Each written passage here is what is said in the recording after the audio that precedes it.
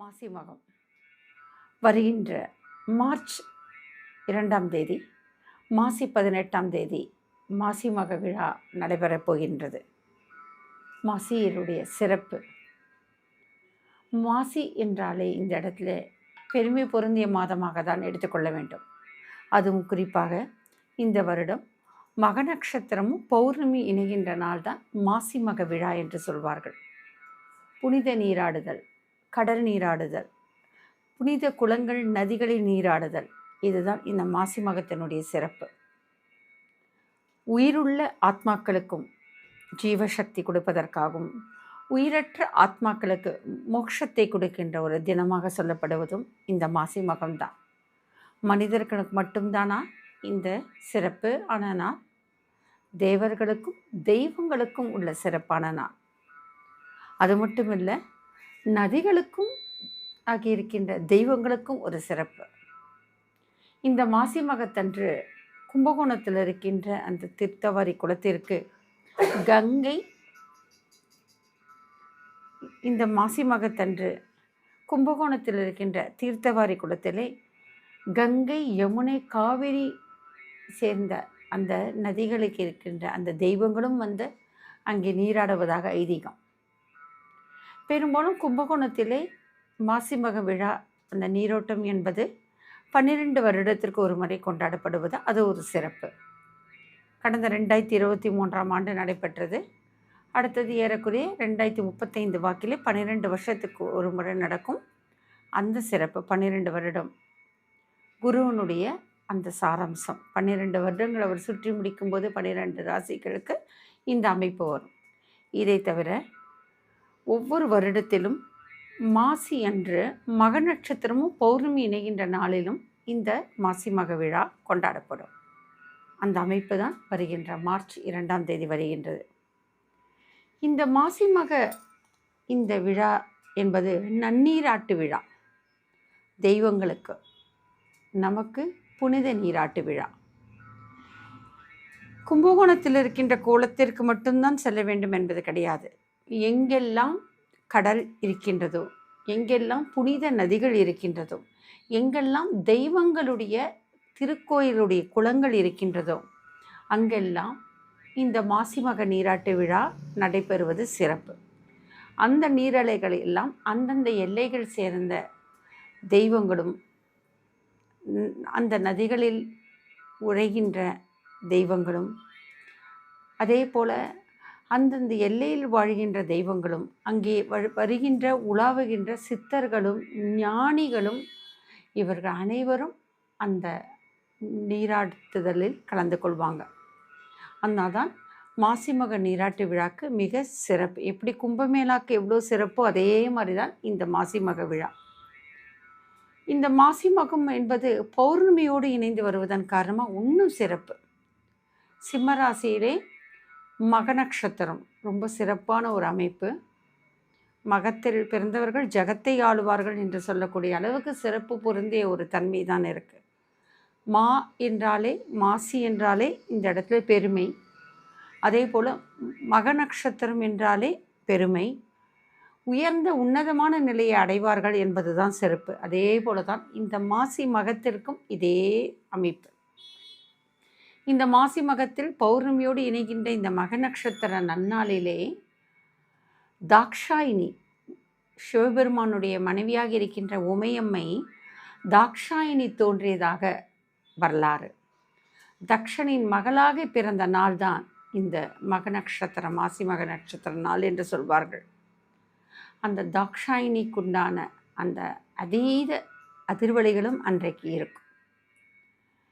இந்த மாசி மகம் அன்றைக்கு உங்கள் எல்லையில், உங்கள் இல்லம் அருகிலே இருக்கின்ற திருக்கோயில்கள், அங்கே இருக்கின்ற புனித நதிகள், அதே போல் அங்கே உங்களுக்கு அருகில் இருக்கின்ற கடல் போன்ற அமைப்பு இருக்கின்ற இடத்துல எல்லாம் நீங்கள் மட்டும் குளிப்பதாக நினைக்கக்கூடாது. அந்தந்த எல்லைகள்லாம் அந்த நீரிலே அன்றைக்கு தேவர்கள் கூட இறங்கி வந்து புனித நீர் ஆடுவார்கள் என்று சொல்வார்கள். கண்ணுக்கு தெரியாத சித்தர்களும் மகான்களும் அன்றைக்கு மாசி மக நட்சத்திரத்தில் அன்றைக்கு நீராடுவார்கள்.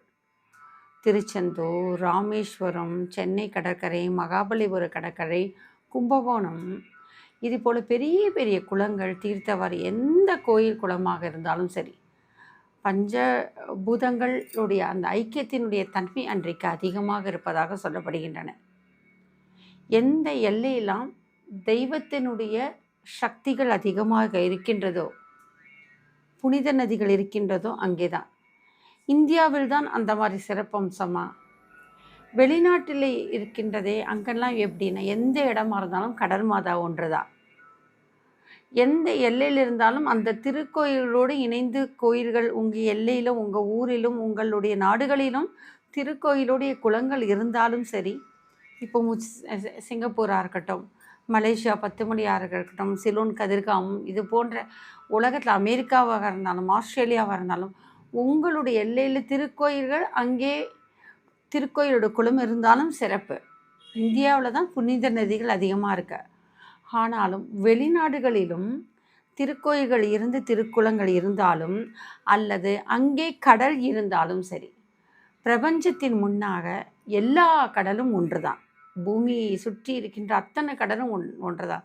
அது இந்திய பெருங்கடலாக இருந்தாலும், பசிபிக் பெருங்கடலாக இருந்தாலும், வங்கக்கடலாக இருந்தாலும், கரிபியன் கடலாக இருந்தாலும், எந்த கடலாக இருந்தாலும் அது ஒன்று தான். பூமியில் 70% நீர், 30% தான் நிலப்பரப்பு. வானத்தில் இருக்கின்ற இறைசக்திக்கு இந்த பூமியே சொந்தம். அப்படி இருக்கின்ற காலகட்டத்தில் எந்த எல்லையில் நீங்கள் இருந்தாலும் சரி, அங்கே அருகில் இருக்கின்ற கடலிலே உங்களோடு சேர்ந்த தெய்வ சக்தி நீராடுவதாக கணக்கில் எடுக்க வேண்டும். அதே போல் பௌர்ணமி என்று வருவதன் காரணமாக அந்த பௌர்ணமிக்கு அலைகளுக்கு உண்டான, பூமிக்கு உண்டான அந்த காந்த ஈர்ப்பு சக்திகளும் அன்றைக்கு இருக்கும். தாக்ஷாயணி அவதரித்த நாள், தேவர்கள் எல்லாம் இறங்கி வந்து நீராடுகின்ற நாள். அதுவும் குறிப்பாக இந்தியாவிலே, தமிழகத்திலே கங்கை கூட அந்த கும்பகோணத்தில் இருக்கின்ற அந்த குளத்தை தேடி வருவாராம். கங்கை, யமுனை, காவேரி மூவரும் இணைந்து அந்த கும்பகோணத்தில் மகாமக குளத்தில் வந்து நீராடுவதாக ஐதீகம். பெரும்பாலுமே சாதாரண மனிதர்கள் நாம் எல்லோருமே சங்கடங்கள் இருக்கலாம், கஷ்டங்கள் இருக்கலாம், தரித்திரங்கள் இருக்கலாம், கடன் வறுமைகள் இருக்கலாம், சில பாவ கர்மாக்கள் இருக்கலாம், கண்திஷ்டி இருக்கலாம், கெட்ட சக்திகள் ஆதிக்கம் இருக்கலாம். இந்த மாதிரி எத்தனை விஷயங்கள் இருந்தாலும் வருடத்துக்கு ஒரு முறை கடலாடுதல், 6 மாதத்திற்கு ஒரு முறை புனித ஏரிகள், நதிகளில் நீராடுதல், 3 மாதத்திற்கு அருகில் உள்ள திருக்கோயில், திருக்குளங்களில் நீராடுதல், இதெல்லாம் ரொம்ப சிறப்பு. நம்மளை புனிதமாக்கும் என்று சொல்வார்கள். இதே போன்றுதான் இந்த மாசி மகத்திற்கும் மிக சிறப்பு. இந்த மாசி மகம், இந்த பௌர்ணமி நாள் என்றும்போது பூமியினுடைய அதிர்வலைகளும் அதிகமாக இருக்கின்றன. அன்றைக்கு தெய்வ சக்தியினுடைய அதிர்வலைகளும் அதிகமாக இருக்கின்றன. சூரிய பகவானுடைய அந்த அதீத ஆற்றல் சக்தியும் அன்றைக்கு அதிகமாக இருக்கு. ஏன்னா அன்றைக்கி சிம்ம ராசியில் இருக்கின்றது தான் மக நட்சத்திரம். அப்போது சிம்ம ராசிக்குரிய அந்த சூரியனுக்குரிய அதீத சக்தியும் அந்த மக நட்சத்திர நாளுக்கு அதிகமாக இருக்கு. அதனால்தான் மகராசியில் பிறந்தவர்கள், மகத்தில் பிறந்தவர்கள் ஜகத்தை ஆளுவார்கள் என்ற அரசியல் ஆளுமைத்தன்மை எதற்கு கொடுக்கிறார்கள் என்று சொன்னால், சூரியன் அரசாட்சி. ஒரு ஜாதகத்தில் சூரியனுடைய சக்தி, சூரியனுடைய நிலைமை அதீதமாக இருந்தால் தான் அவர்கள் மிகப்பெரிய ஆளுமையுடைய ஒரு நாட்டை ஆளுகின்ற மன்னனாக, அரசியல்வாதியாக, ஒரு நிர்வாகத்தை நிர்வகிக்கின்ற நிர்வாக திறமை உடையவர்களாக இருப்பாங்க. பெரும்பாலும் பார்த்தீங்க அப்படின்னா அரசியல்வாதிகளாக இருந்தோம், ஆளுமைக்குரிய அரசியல்வாதிகள் இதே மாதிரி அதிகமாக படிப்பாங்கள்ல. பிஹெச்டி 2-3 பிஹெச்டி, 3-4 எம்பிஏ, எம்டெக் இது மாதிரிலாம் படிக்கிறாங்க. அந்த உயர்கல்வியிலும் உயர்கல்வி இதெல்லாம் சூரியன் வலுவாக இருந்தால், கையிலேயே பார்த்திங்கன்னா சூரியனுடைய இந்த ரேகை இங்கே இப்படி ஒரு ரேகை இருந்தாலே கண்டிப்பாக அவங்க வந்து கல்வியிலேயே சிறந்திருப்பாங்க. தான் இருக்கின்ற இடத்திலும் செல்வாக்குடையவர்களாக இருப்பார்கள். பட்டத்தை காட்டிலும் இன்னும் அறிவும் ஞானமும் மற்றவர்களை காட்டிலும் சபையிலே அந்த தர்க்கம் புரிகின்ற அளவிற்கு அந்த தத்துவ ஞானிகளாகவும் அறிவாளிகளாக இருப்பாங்க. இந்த சூரியன் என்றாலே ஆட்சி, ஆளுமை, சிறப்பு, விஸ்டம், ஆற்றல் இதெல்லாம் சொல்லுவாங்க. அதனால்தான் அந்த மகத்தில் நட்சத்திரங்களுக்கு அந்த ஜெகத்தை ஆளுகின்ற தன்மைன்னு சொன்னது காரணம் அதுதான். இத்தகைய சிறப்பு பொருந்திய அந்த ஆளுமை தன்மைக்குரிய அந்த மக நட்சத்திரடைய நாளில், குறிப்பாக மாசி மாதத்தில் மக நட்சத்திரத்தில் பௌர்ணமி வருகின்ற நாளிலே இந்த புனித நீராடுதல் என்பது ஒவ்வொருவருக்கும், ஒவ்வொரு மனிதருக்கும் மட்டுமல்ல, தெய்வர்களுக்கும், திருக்கோயிலே வாசம் செய்கின்ற தெய்வங்களுக்கும் அது சிறப்பு பொருந்திய நாள். அந்த காலகட்டத்திலே அந்த எல்லையில் இருக்கின்ற திருக்கோயில்களிலிருந்து உற்சவ மூர்த்திகளை கொண்டு வந்து அருகில் இருக்கின்ற புனித குளங்களிலும் குறிப்பாக கடலிலே நீராட்டுகின்ற தன்மையானது உலகம் முழுதும் நடந்து கொண்டிருக்கின்றது. அந்த நேரத்தில் திருக்கோயிலை விட்டு உற்சவர்களை கடலுக்கு கொண்டு வந்து புனித நீராட்டுவார்கள். அவ்வளோ சிறப்பு பொருந்திய தன்மை இருக்குது. கடல் மாதாக்க அன்னைக்கு அவ்வளோ அதீத சக்தியுடைய அதிர்வலைகளாகும். நமக்கு சாதாரணமாக ஒரு பிறந்த நாள்னும் போது அவ்வளோ சந்தோஷமாகும். அதே மாதிரி தான் உமாய் அம்மைக்கு தக்ஷிணி மகளாக தாட்சாயினி பிறந்த நாள் என்னும்போது அந்த சிவன் பார்வதியோட அதீத சக்தியானது அதீதமாக இருக்கும். அப்போ தானே அந்த சக்தி பீடங்கள் உருவாருது. அதனால் அந்த மக நட்சத்திரம் அன்னைக்கு, மாசி மக நட்சத்திரம் அன்னைக்கு சக்தியினுடைய அம்சமும் உயர்ந்த நிலைக்கு வருவதும் மிக சிறப்பு பொருந்தியதாக சொல்லப்படுகின்றன. இந்த மாசி நட்சத்திரம் உயிருள்ள ஜீவனுக்காக மட்டும் கிடையாது, உயிரற்ற ஜீவன்களுக்கும் கூட இந்த மாசி மாதம் வந்து ரொம்ப சிறப்பு பொருந்தியதாக சொல்லப்படுகின்றன.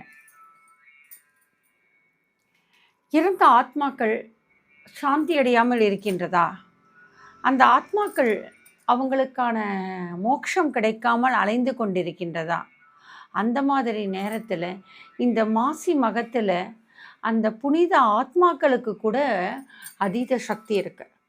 உங்கள் குடும்பத்தில் யாராவது ஆத்மாக்கள் சாந்தி அடையாமல் இருக்காங்க, அந்த இறந்தவர்கள் அடைப்புக்குள்ளே இருக்காங்க, அகால மரணம், துர்மரணம், விபத்து, தற்கொலை போன்ற ஒரு இழப்புக்களால் அவங்க வந்து ஆத்மா சாந்தி அடையாமல் இருக்கு. இந்த மாதிரி நேரத்தில் கடல் எல்லையில் சென்று ராமேஸ்வரம் சொல்லுவாங்க, அதே மாதிரி காசி போன்ற இடங்கள் எங்கே கடல் இருந்தாலும் சரி, அந்த கடற்கரையில் அல்லது திருக்குளங்கள், பார்த்திங்கன்னா திருவள்ளூர் வீரராகவர் கோயில், இது மாதிரி புனித குளங்கள் இருக்குது. தமிழ்நாட்டில் ராமேஸ்வரம் மட்டும்தான்றது கிடையாது. எங்கெல்லாம் கடலோடு திருக்குளங்கள் இடங்களில் தர்ப்பணம் செய்கிறார்களோ அந்த இடத்தில் சென்று இந்த மாசி மகம் அன்றைக்கு இந்த இறந்த ஆத்மாக்களுக்கு திதி கொடுத்தோம் அப்படின்னு சொன்னால் அந்த இறந்த ஆத்மாக்கள் சாந்தி அடையாத ஆத்மாக்கள் கூட சாந்தி அடையும். ஏனென்றால் தேவர்களிலிருந்து முனிவர்களிலிருந்து பஞ்சபூதங்கள் எல்லோருமே அன்றைக்கு பூமியில் இறங்கி புனித நீராடுவாங்க ஐதீகம். அப்போ அவர்கள் கண்ணில் சித்தர்கள், மகான்கள் எல்லாரும் வருவாங்க. அவர்கள் கண்களில் அந்த துராத்மாக்களாக இறந்த ஆத்மாக்கள் இருந்தார்களே, அவர்களுடைய கண் பார்வைப்பட்டு என்னாகும் என்று சொன்னால் அவர்களுடைய அந்த ஆத்மாக்களுடைய தீய அதிர்வுகள் மாறி அவர்களுக்கு மோட்சத்தை கிடைக்கும். அதனால் இறந்தவர்களுக்கு சாந்தி கொடுக்கறதுக்கும் ஒரு சிறப்பான நாள் என்ன என்று சொன்னால் இந்த மாசி மகம் என்று சொல்லப்படுகின்றன. இந்த மாசி மகம் என்பது வந்து உடலுக்கு மட்டும் கிடையாதுங்க, உயிருக்கும் ஒரு புத்துயிர்ப்பு அளிக்கின்ற நாளாக சொல்லப்படுகின்றது. சாதாரண நாளில் நீங்கள் வீட்டில் குளிப்பதற்கும் அங்கே கடலிலே போய் குடித்து வருவதற்கும் உங்களுக்கு அதீத சக்தி இருக்கும். அதனால தான் கும்பகோணத்தில் வந்து பார்த்திங்கன்னா 12 வருஷத்துக்கு ஒரு முறை இருக்குன்னு மகாமகத்துக்கு தேடி வருவாங்க. அதே மாதிரி கும்பமேளா காசிலையும் சரி தேடி வருவத காரணம் என்னென்னா அங்கே அதீத சக்திகள் இருக்கும். இந்த உடலுக்கு மட்டும் அது புனிதம் கிடையாது, உயிர்ப்பு சக்தியும் கொடுக்கின்ற ஒரு தன்மையாக தான் இந்த சிறப்புத்தன்மை பொருந்தியதாக தான் இந்த மாசி மக நீராட்டு விழா இருக்குது. அதனால் தவற விடாதீர்கள். வருகின்ற மார்ச் 2ஆம் தேதி மாசி மக நீராட்டு விழாவில் கலந்து கொள்வதில் உங்களுக்கு ரொம்ப சிறப்பு. அது மட்டும் கிடையாது, இந்த மாசி மக விழாவில் பார்த்தீங்க அப்படின்னா கும்பகோணத்தில் கிட்டத்தட்ட 12 கோயில்கள், பெருமாளோட 5-6 கோயில்கள், இது எல்லாருமே இங்கே தான் வருவாங்க. கும்பேஸ்வரிலேருந்து மங்களாம்பிகையிலேருந்து எல்லாருமே உற்சவ மூர்த்தியாக வந்து இந்த மாசிமக விழாவில் வந்து கலந்து கொள்வார்கள். காசி விஸ்வநாதர், கௌதமேஸ்வரர், மற்றும் அபி அபிமுகேஸ்வரர் இவங்களுடைய தேரோட்டம்னா அன்றைக்கு தான் ரொம்ப சிறப்பாக இருக்கும் அந்த மாசி மகம் போது. இந்த கோயில்களிலெல்லாம் பார்க்கும்போது பார்த்தீங்கன்னா, இங்கே கும்பகோணத்தில் இருக்க அத்தனை கோயில்களும் அதிர்வலைகளுக்கும் சக்திக்கும் காரணமாக இந்த மாசிமக நீராட்டு விழா இருக்கு. இந்த தெய்வ உருவ சிலைகளுக்கும் அந்த அதீத தெய்வ சக்தி கிடைக்கணும்னு சொல்லிட்டு தான் அன்றைக்கு இந்த திருக்குளத்திலும் இங்கே கடலாடுதலும் அங்கே செய்வாங்க. ஏன்னா கும்பேஸ்வரர் கோயில் தான் இந்த பிரளயத்தினுடைய அந்த சாராம்சம். அதற்கு தனி ஒரு ஐதீகம் இருக்கு. இந்த காலகட்டத்தில் கும்பகோணம் சுற்றியுள்ள மக்கள் எல்லோருமே கும்பகோணத்தை தேடி வருவார்கள். அதே போல் இந்த மாசி மகம் அன்றைக்கு உலகத்தில் எந்த மூலை நீங்கள் இருந்தாலும் கடலாடுதல், திருக்கோயில், புனித ஏரி நதிகள் நீராடுதல் ரொம்ப சிறப்பு. இங்கே கங்கையும் காவிரியும் எங்கே இருந்தாலும் அவங்க தான் இங்கே வந்துடுவாங்களே அப்படின்றது கிடையாது. இந்த மாசி மகம் அன்றைக்கு கும்பமேளாம் போது தான் 12 வருஷத்துக்குள்ளேயே அங்கே வருவதாக ஐதீகம். ஆனால் ஒவ்வொரு மாசி மகம் பௌர்ணமிக்குடைய நன்னாளில் அங்கங்கே அந்த தெய்வ சக்திக்கு இடம் இருக்கு. அந்த அதிர்வலைகள் இருந்து கொண்டு தான் இருக்கும். தவற விடாதீர்கள். உங்களுடைய உடலிலே உயிர்ப்பு சக்தி வேணும் என்று சொன்னாலும் சரி, உங்கள் இல்லத்தில் இறந்தவர்களுக்கு ஆத்ம சாந்தி வேணும் என்றாலும் சரி, உங்களுடைய பாவ கர்மங்கள் தீர்ப்பதற்கும் கந்திஷ்டி போன்ற விலகுவதற்கும் ஒரு சிறப்பு பொருந்திய நாள் என்று சொன்னால் இந்த மாசி மகம் உயிருள்ள உயிரற்ற ஜீவ ஆத்மாக்களுக்கும் அதீத சக்தி தருகின்ற நாள் தான், தெய்வ சக்தி தருகின்ற நாள் தான் இந்த மாசி மக நீராட தவறவிடாதீர்கள். வருகின்ற மார்ச் 2ஆம் தேதி 2026 மாசி 18 அருகிலுள்ள கடல்கள், குளங்கள், புனித திருக்குளத்தில் நீராடி அனைவரும் தெய்வ சக்தியும் உயிர்ப்பு சக்தியும் பெறலாம். சிவன் பார்வதியோடு இணைந்து ஒவ்வொரு தெய்வ சக்தியும் வருகின்ற ஒரு நல்ல நாளை தவறவிடாதீர்கள்.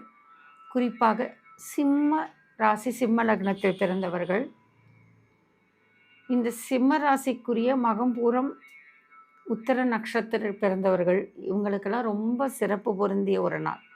அதே போல் அஸ்வினி, மகம், மூலம், கேதுவனுடைய நட்சத்திரத்தில் பிறந்த சாராம்சம் பிறந்தவர்கள் சிறப்பு.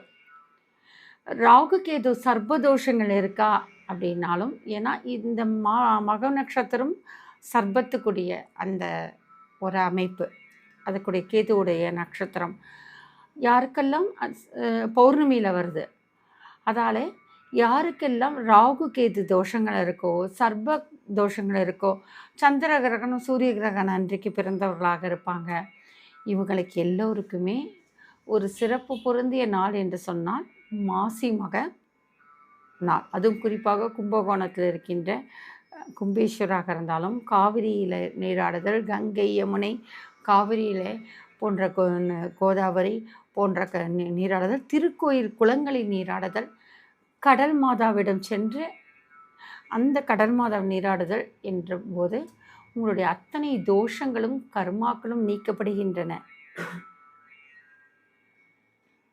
உங்களுடைய அத்தனை தோஷங்களும் கர்மாக்களும் இந்த மாசிமக நீராட்டிலே நீக்கப்படுகின்றன. தெய்வ சக்தியுடன், சித்தர்கள் மகான்களுடன், தெய்வ திருவுருவங்கள் நீராடுகின்ற அந்த கடலாடுகின்ற அந்த இடத்திலே பக்தர்கள் சங்கமித்து இறை சக்தியுடன் இணைந்த தெய்வ சக்தியுடன் கூடிய உயிர்ப்பு சக்தியை பெறுகின்ற அந்த மாசிமக நன்னாளினை தவறவிடாதீர்கள். பௌர்ணமியில் பூமியிலே அதிதேவதைகள் அதீத சக்தியினுடைய சாராம்சத்தினுடைய தெய்வ அலைகளை பெறுகின்ற அந்த மங்கள நாளிலே நீங்கள் மங்களங்கள் பெருகுவதற்கும், மங்களம் பொங்கும் சனீஸ்வர பகவான் உங்களுக்கு மங்களத்தை தருவதற்கும், ஏழாட்டு சனி, அஷ்டமத்து சனீஸ்வர பகவான், அஷ்டமத்து குரு, 6ல் குரு பகவான், 6ல் சனீஸ்வர பகவான், குருவாலயம் சனீஸ்வர பகவானாலையும் பீடிக்கப்பட்டிருந்தாலும், ராகு கேத்துக்களால் பீடிக்கப்பட்டாலும், பித்திருக்கள் தோஷம், சூரிய பகவானுடைய தோஷங்கள் இருந்தாலும், சர்ப்பதோஷங்கள் இருந்தாலும், நம்ம கர்மாக்களுடைய விடிவு இருந்தாலும், பல சாபங்களிலிருந்தும் பாவங்களிலிருந்தும் விமோச்சனம் அளிக்கக்கூடிய மிகப்பெரிய அதீத நன்னாள் என்று சொன்னால் வருகின்ற மாசி மக நன்னாள் இறைசக்தியினுடன் இணைந்த உயிர்ப்பு சக்தியை பெறுவதற்கான ஒரு நல்ல நாளிலே சென்று தெய்வத்தினுடைய அதிர்வலிகள் பெறுவோமாக. மீண்டும் பக்தியுடன் வலம் வருவோம். ஓம் சக்தி ஜெய் கணேஷ்